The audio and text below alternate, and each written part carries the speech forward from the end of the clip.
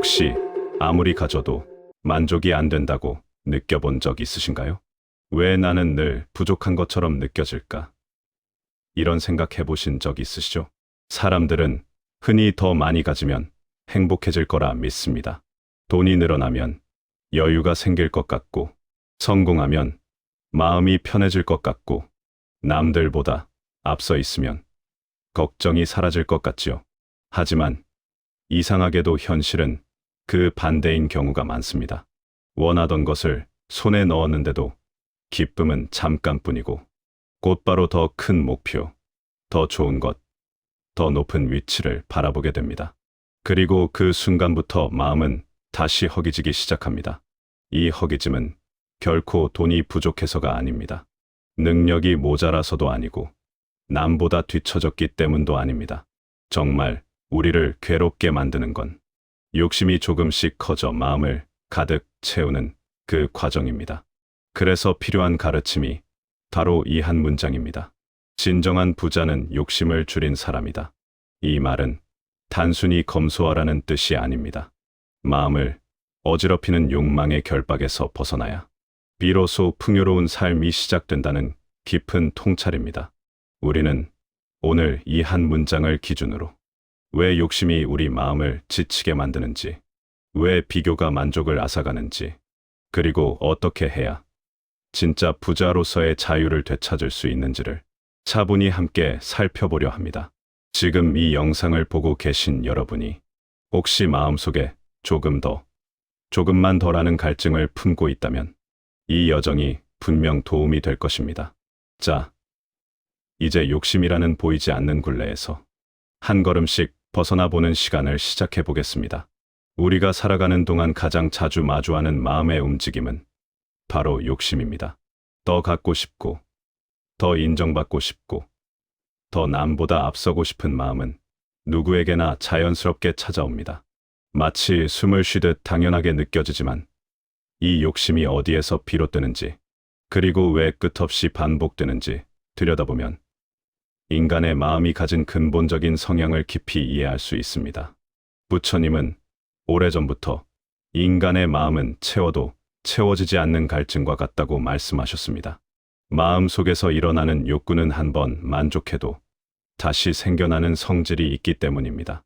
지금 당장은 필요한 것이 충분히 채워진 것처럼 보여도 시간이 지나면 또다시 새롭게 원하는 것이 생기고, 그 욕구는 이전보다 더욱 강해지곤 합니다. 인간의 마음이 끝없이 흔들리는 이유는 바로 여기에 있습니다.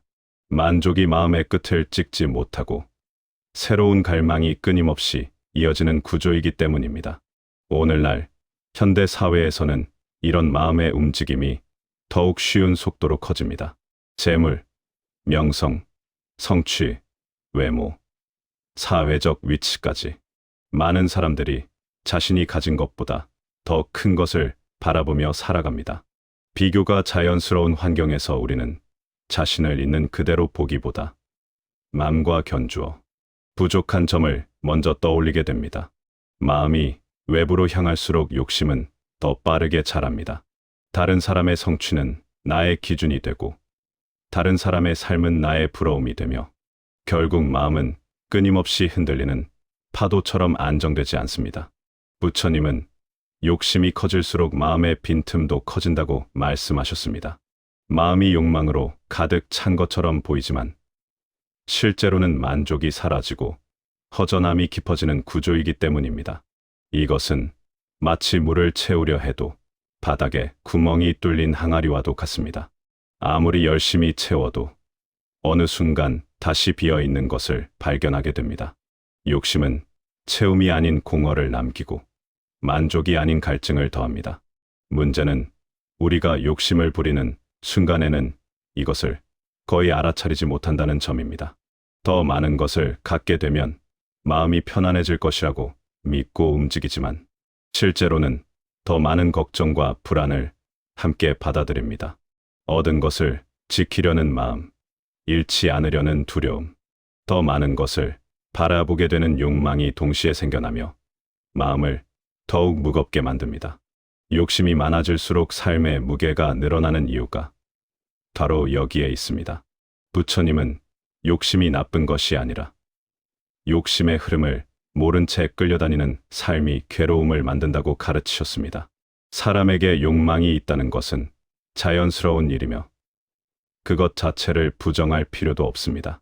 하지만 욕심이 어디에서 시작되었는지, 무엇을 바라고 있는지, 그 끝이 나에게 어떤 마음을 남기는지 살펴보지 않으면 삶은 끊임없는 경쟁과 비교 속으로 흘러가게 됩니다. 결국 욕심이 나를 이끄는 것이 아니라 욕심의 손에 끌려다니게 되는 것입니다.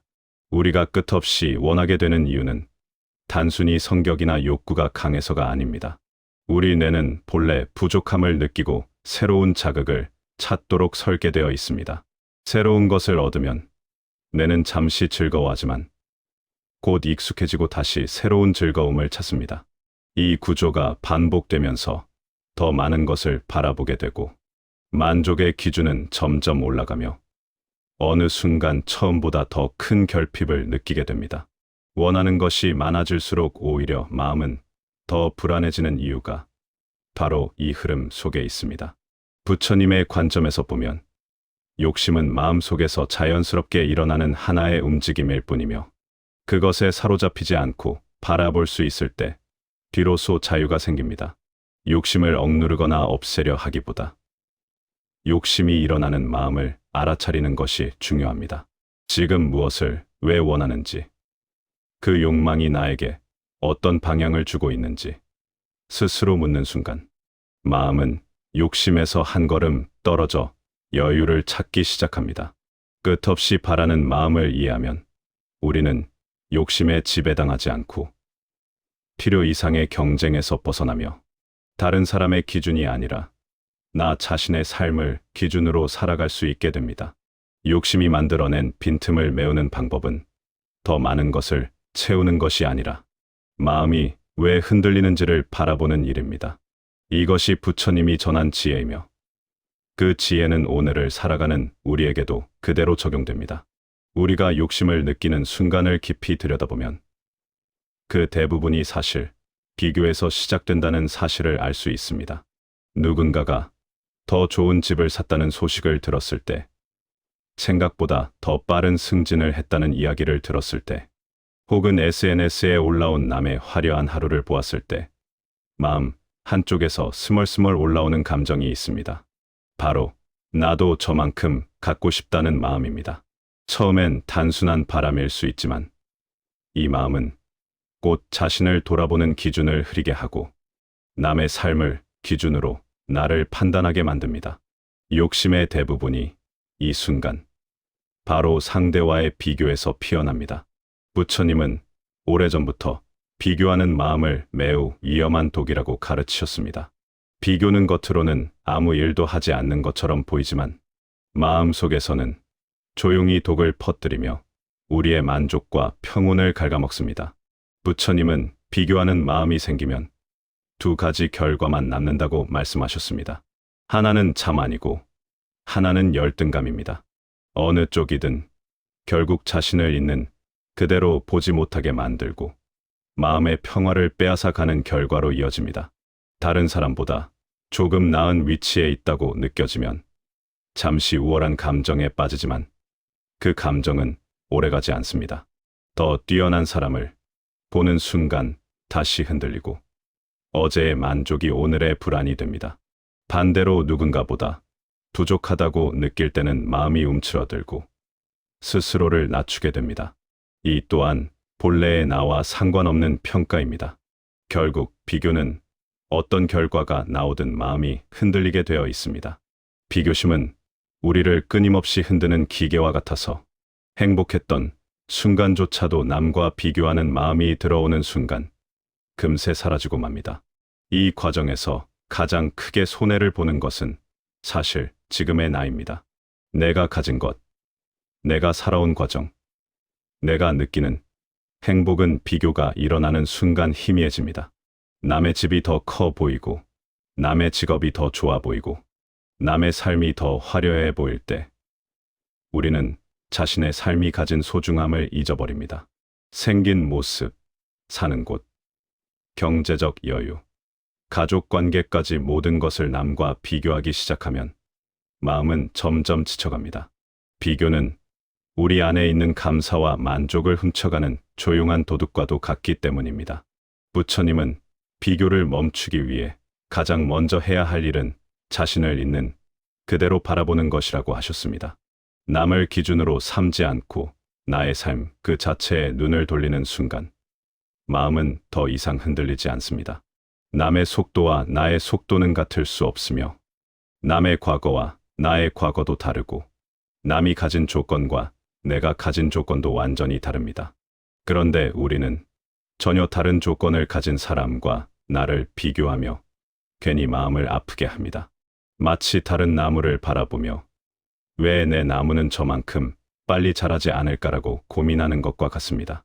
그 나무는 그 나무대로 자라고 나는 나대로 자라는 것이 자연의 이치입니다. 비교심이 강할수록 욕심도 커지고 욕심이 커질수록 비교는 더 깊어집니다.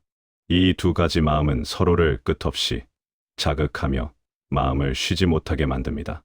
결국 비교에서 자유롭지 못하면 욕심에서도 벗어날 수 없고 욕심에서 벗어나지 못하면 만족이라는 감정은 우리 삶에서 점점 멀어집니다. 그래서 부처님은 비교를 가장 먼저 버려야 할 마음의 독이라고 강조하셨습니다. 현대 사회에서는 이 비교심이 더 빠르고 더 쉽게 커지는 환경 속에 우리가 살고 있습니다. 화면 속 누군가의 삶은 언제나 더 좋아 보이고 무언가를 이루어낸 사람들의 이야기는 우리의 마음을 흔듭니다. 하지만 그들의 삶은 그들의 이야기일 뿐 나의 기준이 되어서는 안 됩니다. 비교는 내가 살아온 길을 가볍게 만들고 나의 노력을 보이지 않게 만들며 내가 가진 소중한 것들을 당연한 것처럼 느끼게 만듭니다. 부처님이 전한 지혜는 단순합니다. 나의 삶을 나의 기준으로 살아야 하며 비교가 아닌 관찰로 마음을 바라보아야 한다는 것입니다. 비교의 순간을 알아차리는 것만으로도 마음의 흐름은 달라집니다. 아, 지금 내가 비교를 하고 있구나라고 깨닫는 순간 마음은 욕심의 방향으로 달려가지 않고 잠시 멈추게 됩니다. 이 멈춤이 바로 마음의 자유를 만드는 첫걸음입니다. 비교심에서 벗어나면 우리는 다른 사람의 삶이 부러움의 대상이 아니라 그저 하나의 이야기로 보이기 시작합니다. 그리고 그때 비로소 나의 삶은 나만의 색을 되찾습니다. 남과 비교하지 않는 마음이 쌓이면 감사가 돌아오고 감사가 쌓이면 만족이 깃듭니다. 이것이 비교심을 내려놓을 때 찾아오는 삶의 변화이며 부처님이 오래전부터 말씀하신 진정한 행복의 길입니다. 우리는 삶에서 무언가를 더 원하고 더 가지려 하고 더 나아지기를 바라고 살아갑니다. 이러한 바람 자체가 잘못된 것은 아닙니다. 문제는 그 바람이 어느 순간 선을 넘어서 마음을 집어삼킬 정도의 욕심으로 변할 때 시작됩니다. 욕심이 커질수록 우리는 가진 것을 보지 못하고 누리고 있는 것에도 만족하지 못하며 마음은 늘 부족과 불안 속에 놓이게 됩니다. 부처님은 이런 마음의 흐름이 결국 우리를 끊임없는 고통으로 이끈다고 가르치셨습니다. 욕심은 단순히 무언가를 더 원하는 마음이 아니라 마음이 현재의 나를 인정하지 못하고 미래의 이상만을 붙들고 있는 상태라고 하셨습니다. 욕심이 불행을 만드는 가장 큰 이유는 먼저 우리가 가진 것을 즐기지 못하게 만든다는 점입니다. 사람은 새 집을 마련하면 처음에는 기쁘고 만족하지만 그 기쁨은 오래가지 않습니다. 조금 더 넓은 집을 가진 사람을 보는 순간 마음은 다시 흔들립니다. 새로운 명품을 사거나 좋은 차를 바꿨을 때도 비슷합니다. 잠깐의 설렘은 찾아오지만 금세 익숙해지고 익숙해지는 순간 만족은 사라집니다. 부처님은 이러한 마음의 작용이 인간의 본능이라고 설명하셨습니다. 마음은 새로운 자극에 금방 적응하고 적응한 것을 당연하게 여기며 다시 새로운 만족을 찾아 나섭니다. 그래서 욕심으로 얻은 만족은 오래 머무르지 못하고 금세 더 큰 욕심으로 이어질 뿐입니다. 욕심은 또한 부족함을 끊임없이 자극합니다. 이상하게도 욕심이 커질수록 삶이 풍족해지는 것이 아니라 오히려 더 허전해지고 더 채워야 한다는 생각에 사로잡힙니다. 왜 이런 현상이 일어날까요? 두처님은 욕심이 생기면 마음이 지금 가진 것보다 가지지 않은 것에 계속 초점을 맞추게 된다고 하셨습니다.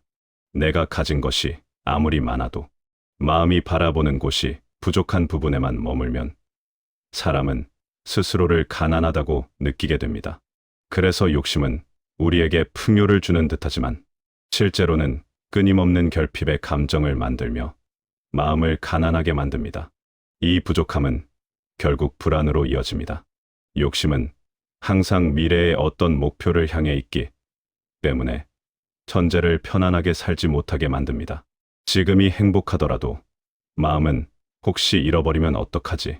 더 나아가지 못하면 어떡하지라는 불안을 느끼게 됩니다. 부처님은 욕심이 많을수록 걱정과 집착도 함께 자란다고 하셨습니다. 가진 것이 많아질수록 마음은 더 무겁고 불안해지는 이유가 바로 여기에 있습니다. 욕심은 갖기 전에는 갈망을 만들고 갖고 난 뒤에는 잃을까 두려워하게 만드는 마음의 두 가지 고통을 모두 불러옵니다. 이렇게 욕심이 만들어내는 고통은 단순히 감정적인 불편함이 아니라 마음 전체를 흔드는 악순환 구조로 이어집니다. 욕심이 생기면 기대가 생기고 기대가 생기면 마음은 특정한 결과를 바라보게 됩니다. 하지만 삶은 언제나 기대대로 흘러가지 않습니다. 기대가 높을수록 실망의 폭도 커지게 되어 있습니다. 누군가로부터 인정받고 싶어 열심히 노력하지만 그만큼의 칭찬이 돌아오지 않을 때, 기대했던 사업이 원하는 만큼의 결과를 주지 않을 때, 혹은 노력한 만큼의 성과가 나오지 않을 때, 사람은 마음 깊은 곳에서 실망과 분노를 느끼게 됩니다. 그리고 이 실망은 다시 더 큰 욕심으로 이어집니다.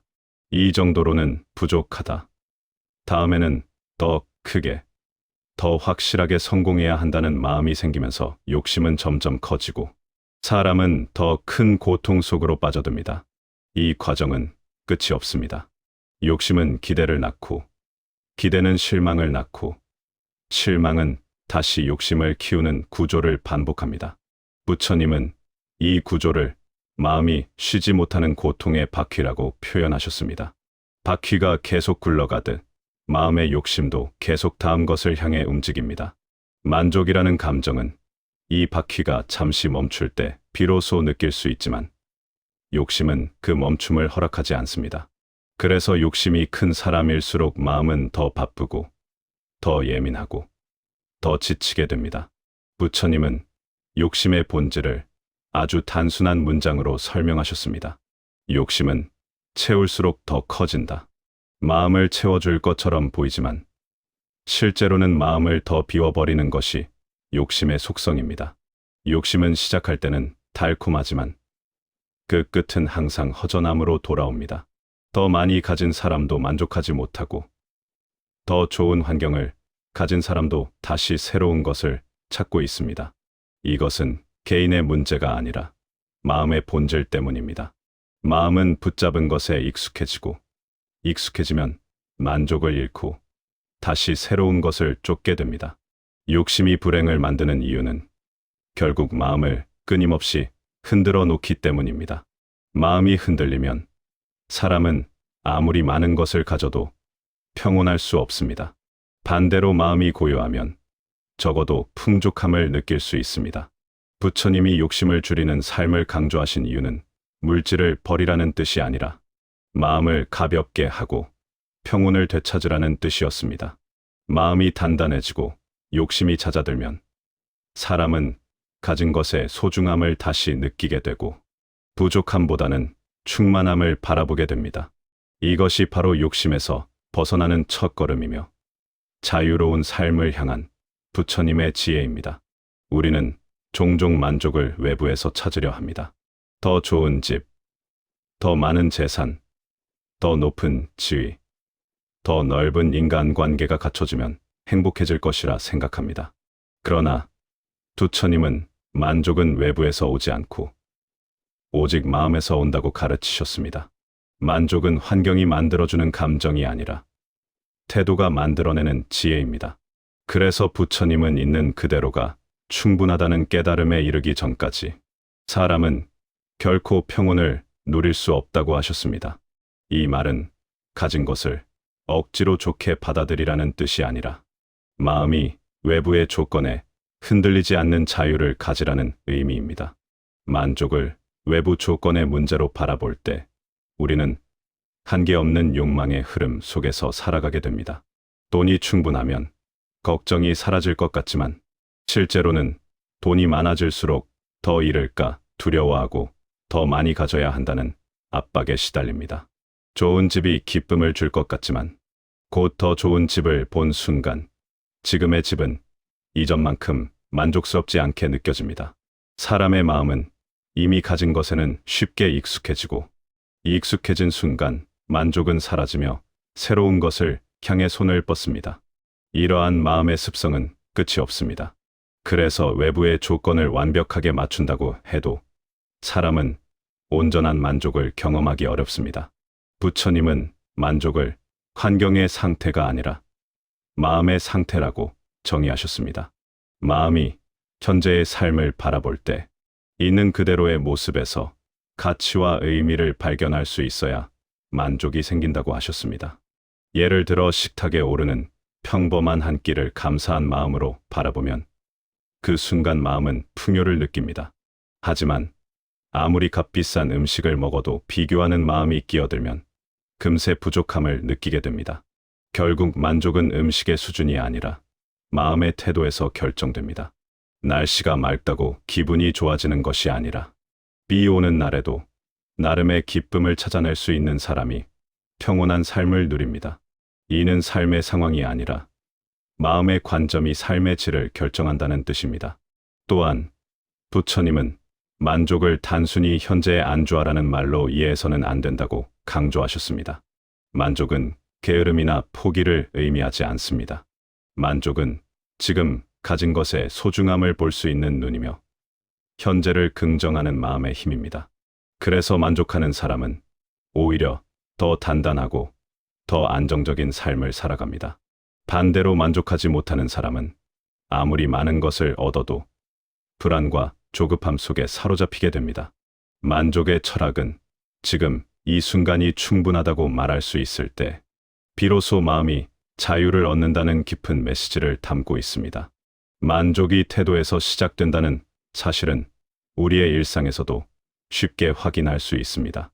예를 들어 나이가 들어가는 것을 자연스러운 흐름으로 받아들이는 사람은 시간이 지나도 자신의 삶을 풍요롭게 느낍니다.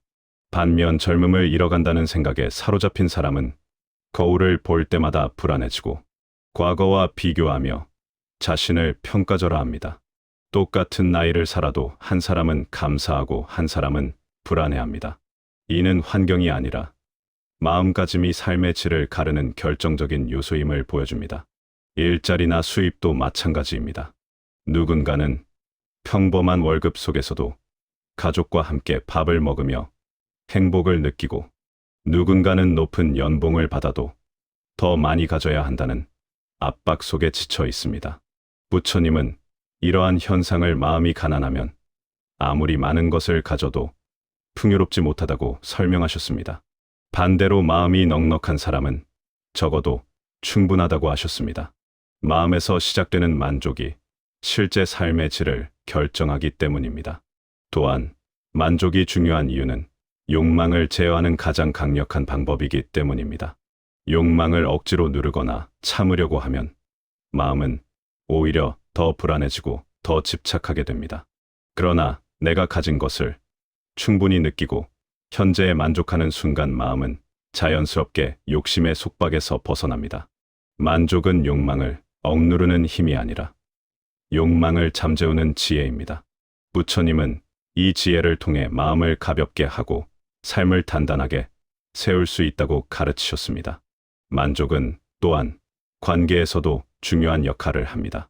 누군가를 바라볼 때 그 사람의 부족함만 보이면 불만이 자라고 있는 그대로의 모습을 인정해주면 관계는 편안해지고 깊어집니다. 배우자나 자녀, 친구도 마찬가지입니다. 있는 그대로를 받아들이는 순간 마음의 평화가 찾아옵니다.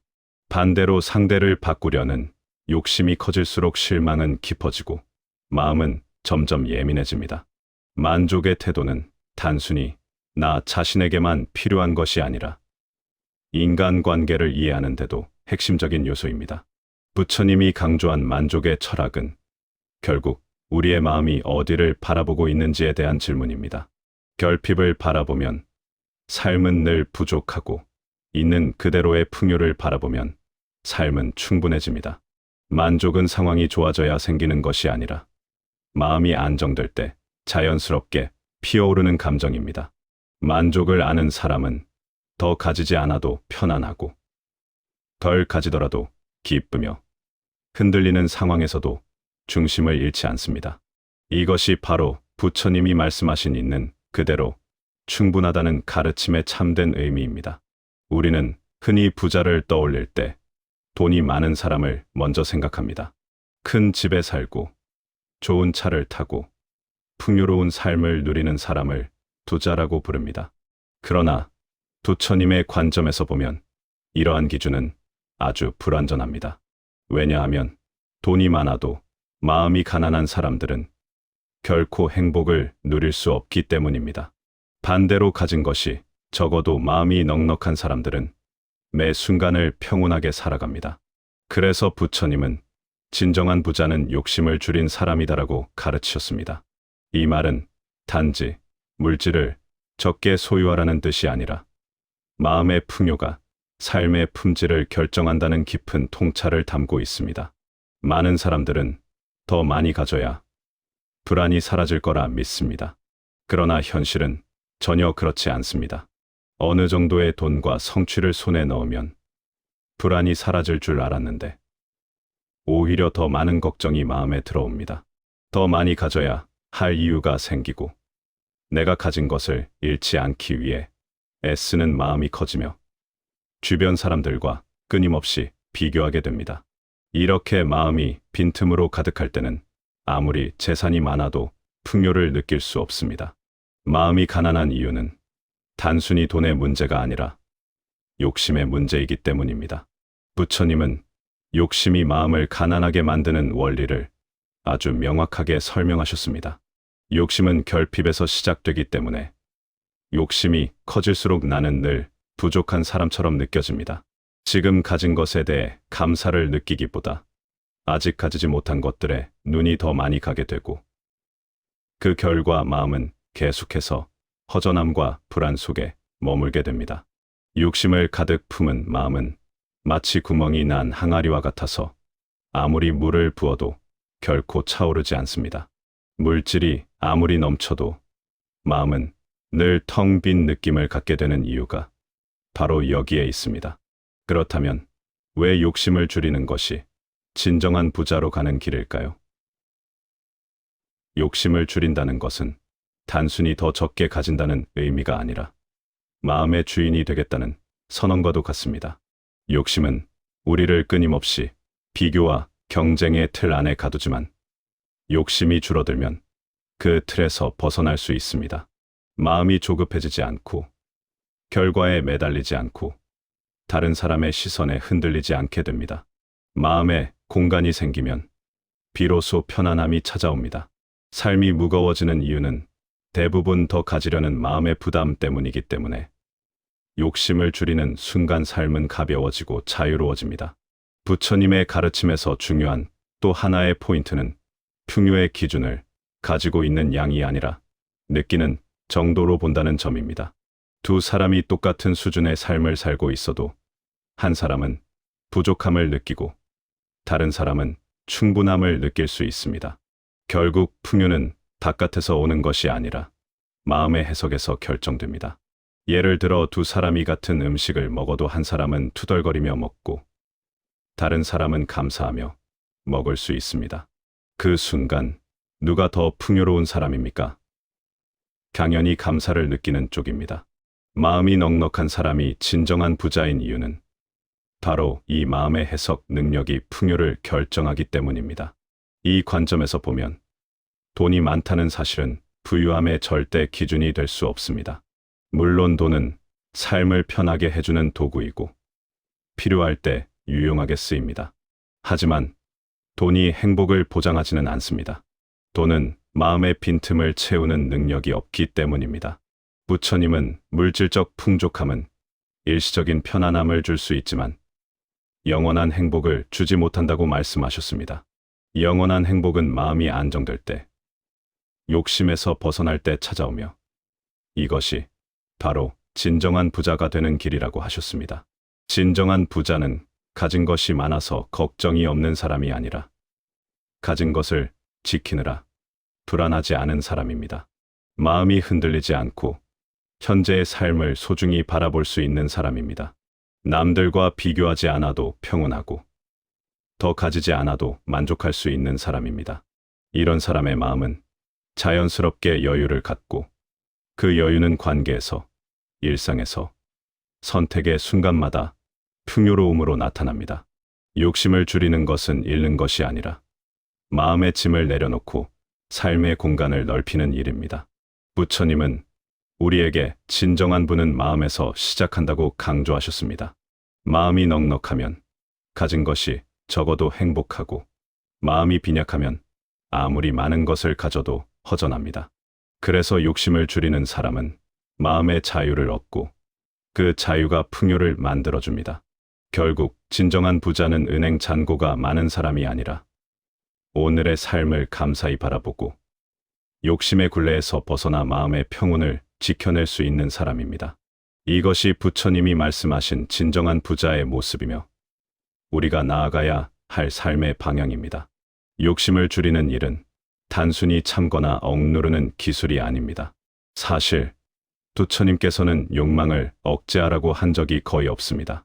오히려 욕망을 억지로 누르면 더 큰 반발을 일으키고 숨겨진 욕망은 더 강한 형태로 되살아난다고 하셨습니다.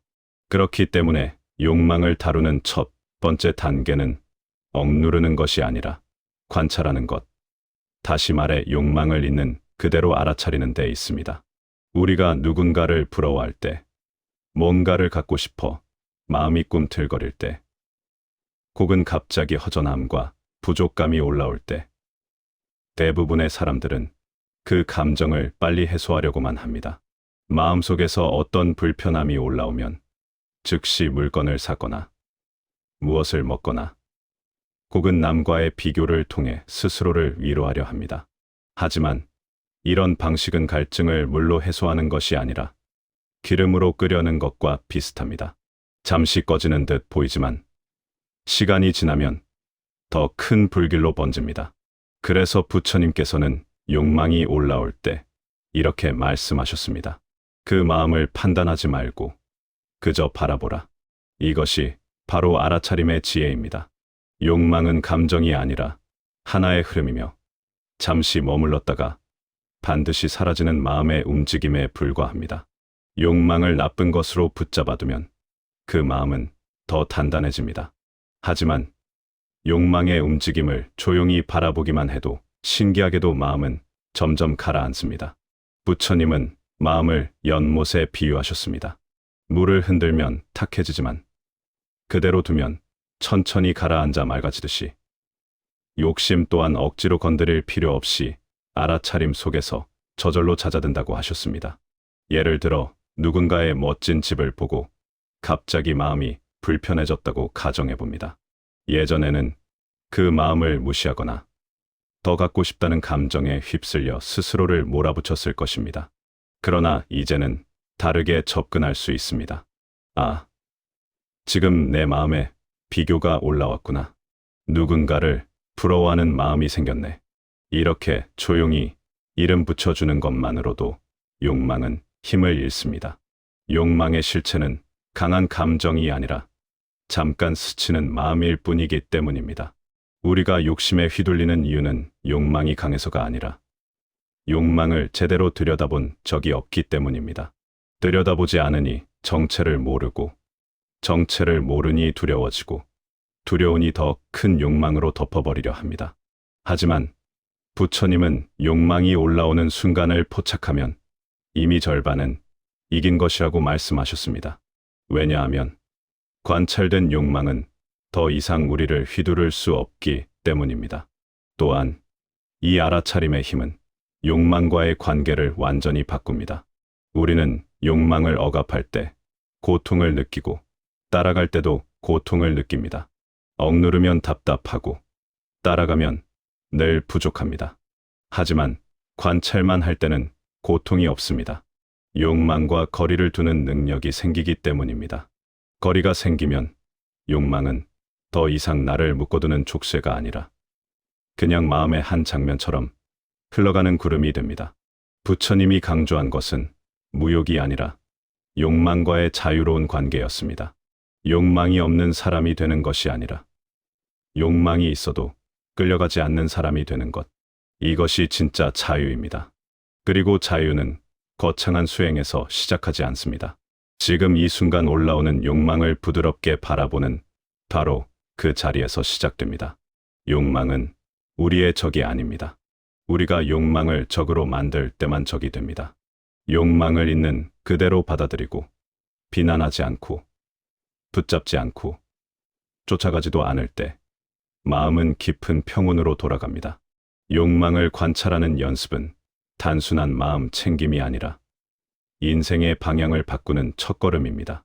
이 연습이 익숙해지면 우리는 더 이상 세상이 흔드는 대로 살지 않고 스스로 마음을 다스리며 살아갈 수 있습니다. 그리고 그 순간 마음의 공간이 넓어지고 욕심은 자연스럽게 줄어들고 삶은 훨씬 가볍고 단단해집니다. 우리가 욕심에 끌려갈 때 가장 먼저 드러나는 것은 마음이 아니라 말입니다. 말은 생각의 그림자이자 마음의 흔적입니다. 어떤 말을 반복하느냐에 따라 마음의 방향이 달라지고 마음의 방향이 달라지면 결국 삶의 흐름도 완전히 달라집니다. 그래서 부처님께서는 마음을 바꾸고 싶다면 먼저 말의 습관을 살펴보라고 하셨습니다. 현대 사회에서 욕심은 대개 비교에서 시작되고 비교는 말로 굳어집니다. 나도 저런 거 있어야 하는데 왜 나는 이것밖에 못 벌지? 저 사람은 저만큼 사는데 나는 왜 이럴까? 이런 말들은 단순한 불평처럼 보이지만 사실은 우리 마음 안에 있는 결핍을 강화하는 주문과 같습니다. 한 번 입 밖으로 내뱉으면 마음 깊은 곳에서 스스로를 향한 실망이 생기고 그 실망이 또 다른 욕심과 불안을 끌어옵니다. 부처님은 말이 마음을 만들고 마음이 다시 세상을 만든다고 설명하셨습니다. 그러니 반복하는 말은 결국 우리의 미래를 만드는 씨앗입니다. 나는 부족하다라는 말을 자주 하면 실제 현실보다 훨씬 더 큰 부족함을 느끼게 되고 나는 남들보다 뒤처졌다라는 말을 반복하면 실제보다 더 큰 불안 속에서 살게 됩니다. 특히 비교에서 나온 말은 마음을 가난하게 만듭니다. 비교는 있는 것을 보지 못하게 하고 없는 것만 바라보게 만듭니다. 없는 것만 바라보면 만족은 사라지고 욕심은 커지고 행복은 줄어듭니다. 결국 스스로 만든 말 때문에 스스로의 마음이 점점 좁아지고 가라앉는 것입니다. 그래서 소비와 비교를 줄이기 위한 실천은 먼저 말의 흐름을 바꾸는 것에서 시작됩니다. 입 밖으로 나오는 말이 바뀌면 마음이 달라지고 마음이 달라지면 욕심의 방향도 변합니다. 부정적인 비교의 말 대신 사용할 수 있는 문장은 다음과 같습니다. 나는 지금도 충분하다. 이 말은 마음의 불안에 제동을 걸어줍니다. 가진 것이 적거나 많아서 충분한 것이 아니라 지금 이 순간의 나를 인정하는 태도에서 충분함이 시작됩니다. 스스로를 인정하는 순간 남의 삶을 기준으로 흔들릴 이유가 사라집니다. 필요한 만큼 갖고 있다. 이 문장은 마음을 안정시키는 힘이 있습니다. 우리가 정말 필요한 것보다 욕심이 더 크기 때문에 불행을 느끼는 경우가 대부분입니다. 필요한 만큼을 갖고 있다고 일러주는 말은 마음 속에서 자연스럽게 욕망의 속도를 늦춰주고 불필요한 소비를 줄여줍니다. 남의 삶은 남의 길이다. 비교를 끊는데 가장 중요한 태도입니다. 남이 잘 되는 것과 내가 늦는 것은 아무 상관이 없습니다. 남의 집, 남의 차, 남의 성공은 나의 목표가 될 이유가 없습니다. 삶의 속도는 사람마다 다르고 걸어야 하는 길도 다릅니다. 이 한 문장을 마음에 새기기만 해도 비교에서 오는 불필요한 고통이 크게 줄어듭니다. 말 습관을 바꾼다는 것은 억지로 긍정적인 말을 반복하는 것이 아닙니다. 본래 내 마음 속에 있는 충분함과 안정감을 깨우는 것입니다. 마음은 우리가 어떤 말을 자주 하느냐에 따라 만들어집니다. 부정의 말을 반복하면 마음은 어둡게 흐르고, 충분함의 말을 반복하면 마음은 넓고 가벼워집니다. 부처님은 좋은 말 한마디는 마음의 등불과 같다고 하셨습니다. 등불이 켜지면 어둠이 사라지듯이 올바른 말 한마디는 욕심이 만든 어둠을 밝힐 수 있습니다. 말은 마음을 편안하게도 만들고 불안하게도 만듭니다. 욕심을 줄이는 길은 거창한 수행이 아니라 지금 내 입에서 어떤 말이 나오고 있는지를 살피는 작은 실천에서 시작됩니다. 말이 바뀌면 하루가 달라지고, 하루가 바뀌면 인생의 흐름 전체가 부드럽게 바뀝니다. 그리고 그 변화는 아주 단순한 문장에서 시작됩니다. 나는 지금도 충분하다. 이 말이 입에서 자연스럽게 나올 수 있을 때 욕심은 자연스럽게 힘을 잃고 마음은 차분하고 단단해지며 삶은 훨씬 더 가벼워집니다. 욕심이 커질수록 마음은 늘 부족함을 향해 달려갑니다. 없는 것을 바라보고 가진 것을 잊고 남을 부러워하며 자신을 깎아내립니다. 그런데 부처님이 제시한 아주 단순하면서도 강력한 해독제가 있습니다. 그것은 바로 감사입니다. 감사는 욕심과 가장 반대편에 있는 마음입니다. 욕심이 부족함을 크게 만들고 비교를 부추긴다면, 감사는 이미 가진 것을 보게 하고 마음을 차분하게 가라앉힙니다. 부처님은 욕심을 비우는 가장 빠른 길이 채우는 것이 아니라 내려놓는 것이라고 설명하셨습니다. 하지만 많은 사람들은 욕심을 내려놓는 것이 막연하게 느껴집니다. 그래서 감사 훈련은 욕심을 직접 억누르거나 부정하는 것이 아니라 자연스럽게 힘을 잃게 만드는 지혜로운 실천입니다. 마음이 가진 것을 보게 되면 더 많은 것을 바라던 욕심은 조금씩 약해지기 때문입니다. 감사는 현재를 바라보는 눈을 선명하게 합니다. 욕심으로 가려졌던 일상의 소중함이 다시 드러나고 평범한 순간 속에도 기쁨이 있었다는 사실을 깨닫게 됩니다. 부처님은 우리가 가진 것보다 바라지 않아도 되는 것을 너무 많이 붙들고 살아가기 때문에 괴로움이 생긴다고 하셨습니다. 감사는 그 붙들고 있던 덩어리를 부드럽게 풀어내고 지금 이 순간을 다시 보게 하는 힘을 줍니다. 또한 감사는 단순히 마음을 위로하는 감정이 아닙니다. 뇌과학에서도 감사의 효과는 명확하게 밝혀져 있습니다. 감사의 감정을 떠올리면 뇌에서 스트레스를 담당하는 편도체의 활동이 줄어들고 안정과 여유를 담당하는 전두엽이 활성화됩니다. 불안이 줄어들고 마음이 안정되는 것입니다.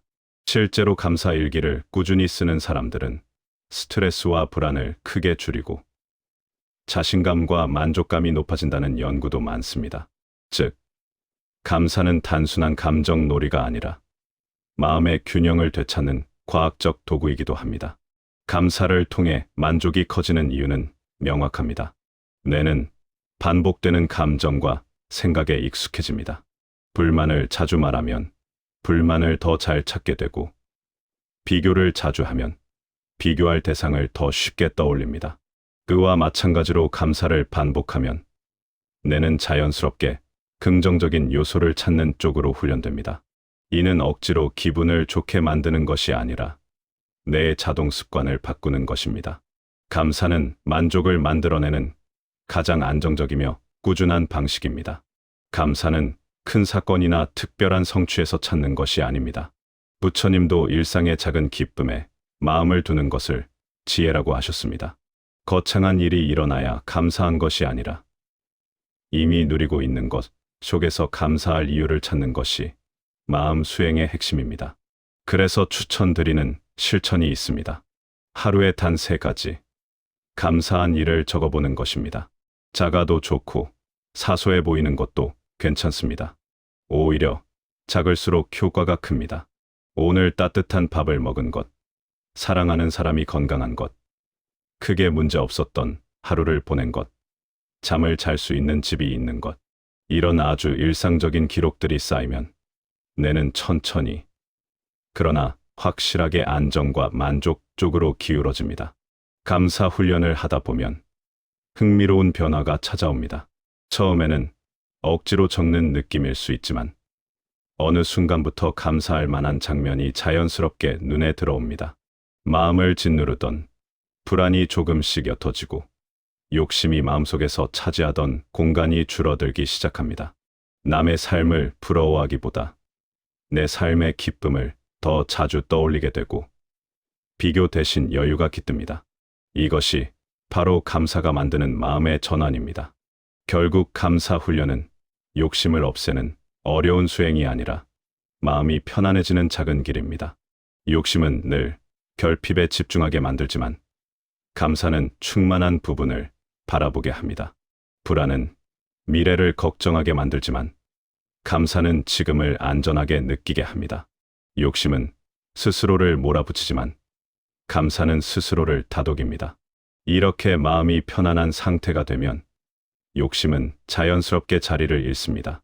억지로 욕망을 없애려고 싸우는 것이 아니라 감사가 조용히 마음을 비워주는 것입니다. 감사는 삶의 속도를 늦추고 마음의 여유를 남기며 내가 이미 누리고 있는 것들을 다시 느끼게 합니다. 이 단순한 힘이 모여 만족을 만들고 마음의 평화를 회복하게 합니다.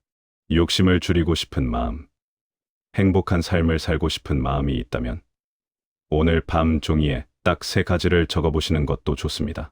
작아 보여도 강력한 힘을 가진 변화의 시작이 될 것입니다. 욕심을 줄이는 과정은 때로는 버리는 과정처럼 느껴집니다. 갖고 싶은 것도 많고 이루고 싶은 것도 많고 인정받고 싶은 마음도 큰데 그것을 줄인다는 것이 단순히 덜 가진다라는 뜻처럼 들릴 수 있습니다. 하지만 부처님의 가르침을 깊이 들여다보면 욕심을 줄이는 것은 버리는 것이 아니라 진짜 중요한 것을 볼 수 있는 상태로 자신을 되돌리는 과정입니다. 욕심은 시야를 흐릿하게 하고 마음을 무겁게 하며 본질을 가리는 역할을 합니다. 욕심이 줄어드는 순간 비로소 삶은 다른 모습으로 펼쳐집니다. 욕심이 줄어들면 가장 먼저 마음이 가벼워집니다. 사람들은 무언가를 소유할 때 묘한 안도감을 느끼지만 동시에 그것을 잃을까 두려워하게 됩니다.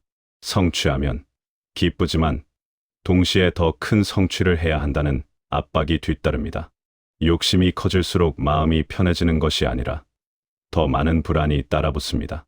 그래서 부처님은 집착이 고통의 씨앗이라고 강조하셨습니다.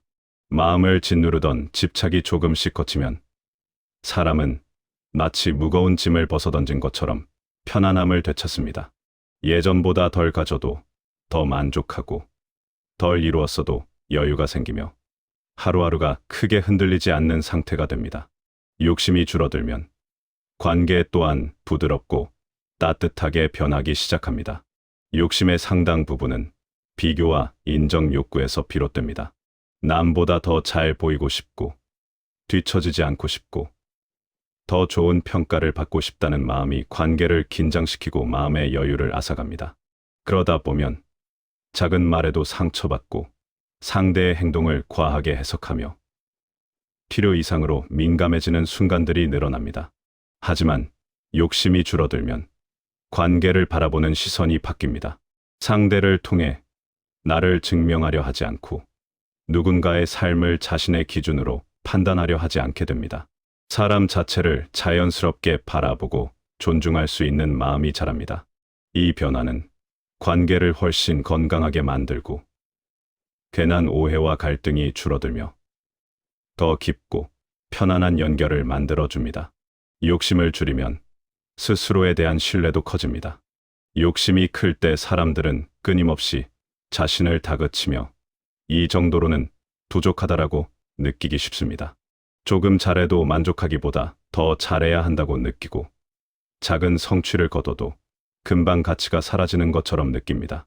그러다 보면 자신에 대한 신뢰보다 의심이 커지고 스스로를 믿기보다 외부 평가에 의존하는 삶이 됩니다. 하지만 욕심이 줄어들면 마음의 초점이 바뀝니다. 남이 나를 어떻게 볼까 보다 내가 나를 어떻게 보고 있는지가 더 중요해집니다. 내 선택의 기준도 외부가 아닌 내면으로 옮겨갑니다. 이런 과정 속에서 사람은 자신의 속도에 평화를 느끼게 되고 자신을 믿는 힘이 조금씩 강해집니다. 욕심을 버린다고 해서 아무것도 바라지 말라는 뜻은 아닙니다. 부처님의 가르침은 되려 그 반대입니다. 욕심을 줄이면 사람은 더욱 정확하게 목표를 볼 수 있습니다. 욕심이 많을 때는 해야 할 일보다 하고 싶은 일만 보이고 오히려 중요한 판단이 흐려집니다. 원하는 것이 너무 많으면 집중력이 분산되고 결과를 서두르느라 과정이 흔들립니다. 하지만 욕심이 가라앉으면 결정은 단단해지고 방향은 분명해집니다. 마음이 조급하지 않으면 판단은 더 명확해지고 행동은 더 깊어집니다. 이것이 부처님이 말한 지혜의 작동 방식입니다. 욕심을 줄인다고 해서 의지까지 약해지는 것이 아니라 오히려 더 강하고 정확한 행동을 선택하게 됩니다. 욕심을 줄이면 삶에서 중요한 것과 그렇지 않은 것이 자연스럽게 구분됩니다. 전에는 중요해 보였던 것들이 사실은 마음을 소모시키는 일이었다는 사실을 깨닫게 되고 미련이나 기교 때문에 붙들고 있던 것들이 불필요했다는 것도 점점 보이게 됩니다. 사람들의 시선, 타인의 기준, 남이 가진 것, 지나가는 유행 같은 것들이 마음을 흔들지 않게 됩니다. 무엇이 나에게 진짜 의미 있고 소중한지 선명하게 보이고 내가 지켜야 할 가치가 무엇인지 마음으로 이해하게 됩니다. 욕심을 내려놓으면 행복이 아니라 평화가 찾아옵니다. 그리고 그 평화는 다시 행복을 부릅니다. 마음이 차분해지면 작은 기쁨을 더 잘 느끼게 되고 가벼운 하루에도 감사할 줄 알게 되고 일상을 더 깊이 받아들일 수 있는 능력이 생깁니다. 욕심으로 가득했던 마음은 늘 바쁘고 혼란스러웠지만 욕심이 줄어든 마음은 편안하고 단단합니다. 이 차이는 삶의 질을 극적으로 바꾸는 힘을 가지고 있습니다. 결국 욕심을 버리는 것은 손해가 아니라 이익입니다. 내려놓는 것이 아니라 되찾는 일입니다. 욕심을 버릴수록 마음은 자유로워지고 삶은 깔끔해지며 관계는 깊어지고 자신에 대한 신뢰는 자연스럽게 자라납니다. 이것이 부처님이 말한 진정한 자유의 시작이며 진짜 부자의 마음입니다. 우리는 흔히 부자를 떠올릴 때 재산이 많고 큰 집에 살고 여유로운 생활을 하는 사람을 상상합니다. 세상은 끊임없이 더 많이 가진 사람이 성공한 사람이라고 말합니다. 그러나 부처님의 가르침은 이 세속적 기준을 완전히 뒤집습니다. 돈이 많든 적든, 외형이 화려하든 소박하든, 결국 사람을 부자로 만드는 기준은 단 하나, 마음의 평온함입니다. 마음이 편안한 사람은 이미 가진 것만으로도 충분함을 느끼고 잃을 것에 대한 불안에 흔들리지 않으며 자신의 속도에 맞추어 삶을 살아갑니다. 반면 아무리 재산이 많아도 늘 걱정과 불안에 휘둘린다면 그 마음은 가난한 사람보다 더 허기진 상태일 수 있습니다. 부처님은 마음이 평온한 상태를 최고의 부라고 보셨습니다. 왜냐하면 물질은 늘 변하고 줄어들 수 있지만 마음의 평온은 스스로 단련해 얻는 것이기 때문입니다. 많은 사람들은 재물을 늘리기 위해 뛰고 자리를 지키기 위해 불안해하고 남보다 더 앞서기 위해 경쟁합니다. 그 과정 속에서 마음은 점점 쪼그라들고 자신이 가진 것보다 잃을까 두려워하는 마음에 더 지배당하게 됩니다. 욕심이 커질수록 마음은 더욱 흔들립니다. 그러나 욕심이 잦아들면 마음은 고요함을 되찾고 삶의 균형이 다시 맞춰지기 시작합니다. 진짜 부자는 마음이 흔들리지 않는 사람입니다. 돈이 많아도 불안해서 밤에 잠을 이루지 못한다면 결코 부자라 할 수 없습니다. 반대로 가진 것이 많지 않아도 하루를 감사하게 받아들이고 지금 있는 것으로 충분하다고 느끼며 예의를 두려움보다 평온하게 맞이할 수 있다면 그는 이미 마음이 넉넉한 사람입니다. 부처님이 말한 분은 바로 이런 마음의 상태를 뜻합니다. 물질이 주는 기쁨은 잠시 머물다 사라지지만 마음의 평온은 삶 전체를 밝게 비춥니다. 마음이 편안한 사람은 세상을 바라보는 눈도 다릅니다. 누군가의 성공을 보며 시기하지 않고 자신의 부족함을 불행으로 여기지 않습니다. 오히려 나에게 지금 있는 것을 살피며 그 속에서 풍요를 찾습니다. 이런 사람에게는 작은 행복도 커지고 사소한 일에도 감사함이 생기며 하루하루가 이전보다 더 단단하게 느껴집니다. 마음이 편안하면 불안과 경쟁심이 사라지기 때문에 타인과의 관계도 부드러워집니다. 상대를 있는 그대로 바라볼 수 있고 비교하지 않으니 갈등도 줄어듭니다. 마음이 편한 사람이 곁에 있으면 주변 사람들도 편안함을 느껴 자연히 관계가 좋아지는 이유가 바로 여기에 있습니다. 그리고 중요한 사실이 있습니다. 마음이 편안하다고 해서 목표가 없어지는 것은 아닙니다. 오히려 마음의 평온은 좋은 선택과 정확한 판단의 바탕이 됩니다. 지나친 욕심은 자기 자신을 불안하게 하고 판단을 흐리지만 마음이 잔잔하면 해야 할 일을 명확히 볼 수 있습니다. 현실을 더 정확하게 이해하고 큰 흔들림 없이 나아갈 수 있는 용기가 생깁니다. 마음의 부자는 상황에 휘둘리지 않고 상황을 활용할 줄 아는 사람입니다. 이런 사람의 삶은 서두르지 않지만 흐트러지지도 않습니다. 과도한 욕심이 없기 때문에 오히려 꾸준하게 자신이 원하는 목표로 나아갈 수 있습니다. 부처님은 삶에서 진짜 풍요를 찾고 싶다면 마음의 소유부터 점검하라고 말합니다. 집이 크다고 마음이 넓어지는 것이 아니고 돈이 많을수록 행복이 늘어나는 것도 아닙니다. 오히려 마음이 비좁을수록 더 많은 것을 원하게 되고 마음이 든든할수록 작은 것으로도 만족할 수 있습니다. 결국 부자는 외부가 만들지 못합니다. 부자는 자신이 되는 것입니다. 누구나 마음의 가난 속에 살 수도 있고 누구나 마음의 부자로 살 수도 있습니다. 마음의 가난은 조건 때문이 아니라 마음의 습관 때문이며 마음의 부는 물질 때문이 아니라 생각의 방향 때문입니다. 여러분이 오늘 어느 지점에 서 있든 마음의 평온은 선택할 수 있는 대상입니다. 욕심을 조금 내려놓고 비교를 멈추고 지금 이 순간을 바라보기 시작하면 마음의 풍요는 서서히 찾아옵니다. 그것은 거창한 변화가 아닌 하루의 작은 태도에서 비롯됩니다. 나는 지금도 충분하다. 이 한 문장을 마음속에 품는 것만으로도 삶의 무게가 한층 가벼워지는 순간이 올 것입니다. 결국 진짜 부자는 모든 것을 가진 사람이 아니라 더 이상 잃을 것이 없다는 평온함을 가진 사람입니다. 마음이 편한 사람이 가장 큰 부자를 의미하며 그 평온함은 누구에게나 도달할 수 있는 길입니다. 삶의 진짜 풍요는 은행 잔고가 아니라 마음의 넉넉함에서 시작됩니다. 살다 보면 우리는 수없이 많은 선택 앞에 서게 됩니다. 더 벌어야 할까? 더 가져야 할까? 더 높이 올라가야 할까? 하지만 시간이 흐를수록 깨닫게 되는 사실이 하나 있습니다. 결국 우리의 삶을 지켜주는 것은 더 많은 것이 아니라 마음이 편안한 상태라는 것. 사람은 누구나 나이가 들수록 외부의 성공보다 내면의 평온을 더 소중히 여기게 됩니다. 젊을 때는 남들과 비교하며 조급해지고 조금만 부족해 보여도 불안해하고 조금만 잘못되면 내 인생이 뒤처진 것 같아 마음이 흔들립니다.